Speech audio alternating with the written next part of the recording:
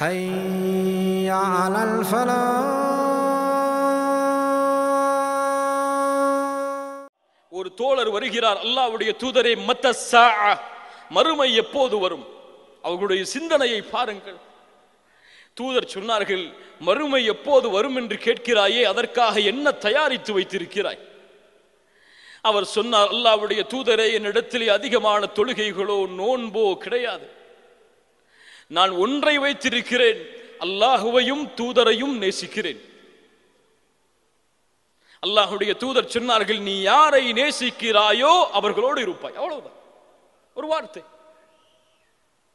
அனஸ் இப்னு மாலிக் ரலியல்லாஹு அன்ஹு அவர்கள் சொன்னார்கள், இந்த வார்த்தை சொல்லப்பட்ட நாள் எங்கள் வாழ்விலேயே நாங்கள் அதிகமாக மகிழ்ச்சி அடைந்த நாள். இந்த வார்த்தை எமக்கும் சொல்லப்பட்டது. ஏதாவது உள்ளத்திலே மாற்றம் வந்ததா? சொன்னார்கள், ஏன் மகிழ்ச்சி அதிகமா? அல்லாஹ்வுடைய தூதர் சொன்னார்கள், யார் யாரை நேசிக்கிறார்களோ அவர்களோடு இருப்பார்கள் என்றால், நாங்கள் முஹம்மது ரசூலை நேசிக்கிறோம், அபூபக்கரை நேசிக்கிறோம், உமரை நேசிக்கிறோம் ரலியல்லாஹு அன்ஹும் அஜ்மஈன், அவர்களோடு மறுமையில் இருப்போம். யாருக்காவது உள்ளத்திலே எண்ணம் வந்திருக்கிறதா, என் மரணத்திற்கு பிறகு என் தூதரை, எனக்காக அனுப்பப்பட்ட ரசூலை எப்போது பார்ப்பேன் என்று? அல்லாஹு அக்பர். அல்லாஹ்வுடைய தூதரின் மீது அவர்கள் வைத்திருந்த பாசம். பத்ருடைய களம், வரிசையை சரிபடுத்துகிறார்கள். அங்கே ஒருவர் மட்டும் வரிசையை விட்டு வெளியே வருகிறார். அல்லாஹ்வுடைய தூதர் தன்னுடைய கையில் வைத்திருக்கக்கூடிய குச்சியை கொண்டு அவரை கொஞ்சம் குத்தி உள்ளே தள்ளினார்கள். இஸ்தௌ யா சவாத், வரிசையை சரிபடுத்துங்கள் சவாதே. அவர் சொன்னார், அல்லாஹ்வுடைய தூதரை, என்னை வேதனைப்படுத்தி விட்டீர்கள், பழி தீர்க்க வேண்டும். சஹாபாக்கள் கோபமடைந்தார்கள். வேண்டாம், இதோ சவாதே, உனக்கு முன்னால் இருக்கிறேன், பழி தீர்த்துக்கொள். கையில் இருந்த குச்சியை தூக்கி எறிந்த அல்லாஹ்வுடைய தூதரை கட்டி அணைத்தார் அந்த தோழர். கேட்டார்கள், சவாதே, ஏன் இப்படி செய்கிறாய்? அவர் சொன்னார், அல்லாஹ்வுடைய தூதரே, எங்களுடைய நிலைமை இந்த போர்க்களத்தில் பார்க்கிறோம். திரும்பி வருவோமா இல்லையா என்று எங்களுக்கு தெரியாது. ஆனால் இந்த உலகத்தில் என் உயிர் பிரியும் பொழுது நான் தொட்ட கடைசி தோளாக உங்களுடைய தோளும் என்னுடைய தோளும் ஆக வேண்டும் என்று ஆசைப்பட்டேன், அதனால் செய்தேன். இந்த முஹப்பத்தை கற்பனை கூட எம்மால் செய்து முடிக்க முடியாது. அல்லாஹு அக்பர். உஹதுடைய களம், ஒரு பெண்மணி ஓடி வருகிறார்கள். போர் முடிந்ததற்கு பிறகு அந்த பெண்மணியை சஹாபாக்கள் சந்திக்கிறார்கள். பெண்மணியே, உனக்கு தெரியுமா, குத்தில இப்னிகி குத்தில ஜௌஜிகி, உன் பிள்ளை இறந்து விட்டான், உன் கணவன் இறந்து விட்டான், உன் தந்தை இறந்து விட்டான், உங்களுடைய சகோதரனும் இறந்து விட்டார் இந்த போர்க்களத்தில், உன் குடும்பமே இந்த போர்க்களத்தில் அழிந்து விட்டது. ஒரே வார்த்தை ஒவ்வொரு பொழுதும் சொன்னார்கள், இன்னா லில்லாஹி வ இன்னா இலைஹி ராஜிஊன், மாதா ஃபஅல ரசூலுல்லாஹ் ஸல்லல்லாஹு அலைஹி வஸல்லம். சரி, என் தூதரின் நிலைமை என்ன? கணவன் இறந்து விட்டாரா? இன்னா லில்லாஹி வ இன்னா இலைஹி ராஜிஊன். தூதரின் நிலைமை என்ன? ஒவ்வொரு பொழுதும், ஒவ்வொரு மரண செய்தியை கேட்கும் பொழுதும் தூதரின் நிலைமை என்ன? ஒரு நபித்தோழர் இறுதியாக பார்த்து சொன்னார், தூதர் நலமோடு தான் வசிக்கிறார். அந்த பெண்மணி சொன்னார்கள், இல்லை, என் கண்ணால் என் தூதரை பார்க்காதவரை திருப்தி அடைய மாட்டேன். தூரத்தில் பார்க்கிறார்கள். முஹம்மது ரசூல் ஸல்லல்லாஹு அலைஹி வஸல்லம் அவர்களை பார்த்து சொன்னார்கள், குல்லு முஸீபத்தின், எனக்கு ஏற்படக்கூடிய ஒவ்வொரு முஸீபத்தும் உங்களுக்கு பிறகுதான் அல்லாஹ்வுடைய தூதரே. சுப்ஹானல்லாஹ். தங்களின் உயிரை விட, தங்களின் குடும்பத்தை விட, தங்களின் மனைவி மக்களை விட, ஒட்டுமொத்த உலகத்தையும் விடவும் அவர்களுக்கு தேவை முஹம்மது ரசூலுல்லாஹ் ஸல்லல்லாஹு அலைஹி வஸல்லம்.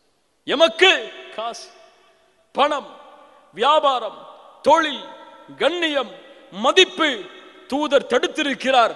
அதையெல்லாம் அப்புறம் பார்த்து கொள்வோம். இந்த காலத்திற்கெல்லாம் அது பொருந்துமா? அதுவெல்லாம் 1400 ஆண்டுகள் முன்னால் பொருந்தும்.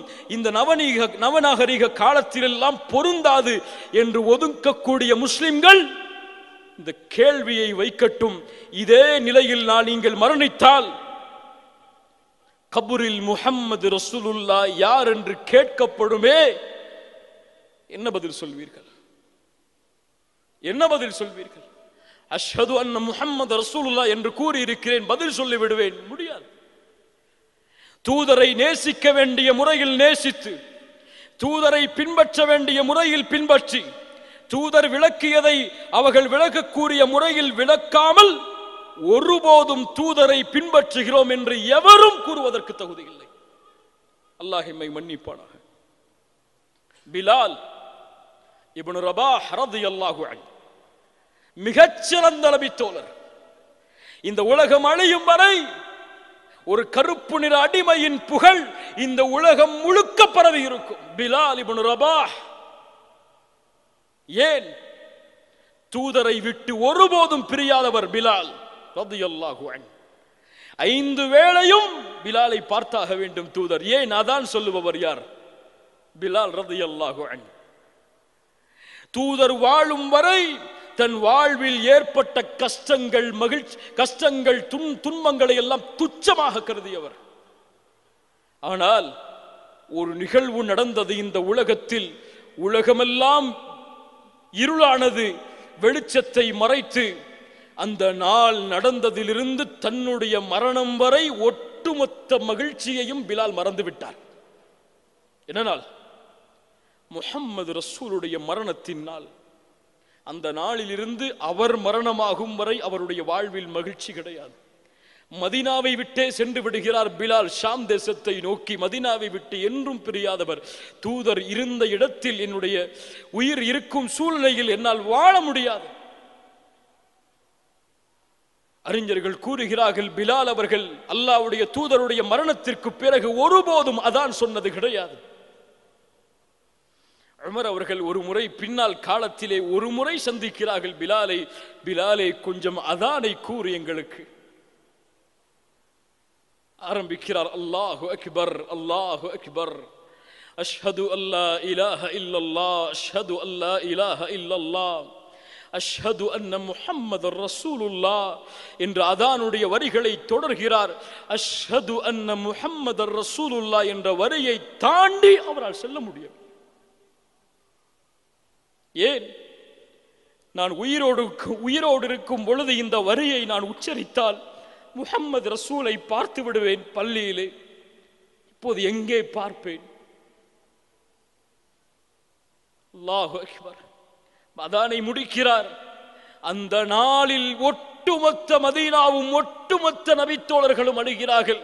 அஷ்ஹது அன்ன முஹம்மதர் ரசூலுல்லாஹ் என்ற வார்த்தையை கேட்டவுடன் பிலாலுடைய நாவிலிருந்து அந்த வார்த்தையின் மதிப்பை உணர்ந்தவர்கள் அவர்கள், அந்த வார்த்தையின் கண்ணியத்தை உணர்ந்தவர்கள் அவர்கள். 1000 முறை அதான் சொல்லப்படும். ஸல்லல்லாஹு அலைஹி வஸல்லம் என்று ஒரு ஸலவாத்தை முஹப்பத்தோடு சொல்வதற்கு கூட எங்களுக்கு நேரம் கிடையாது. அல்லாஹ் பாதுகாப்பானாக.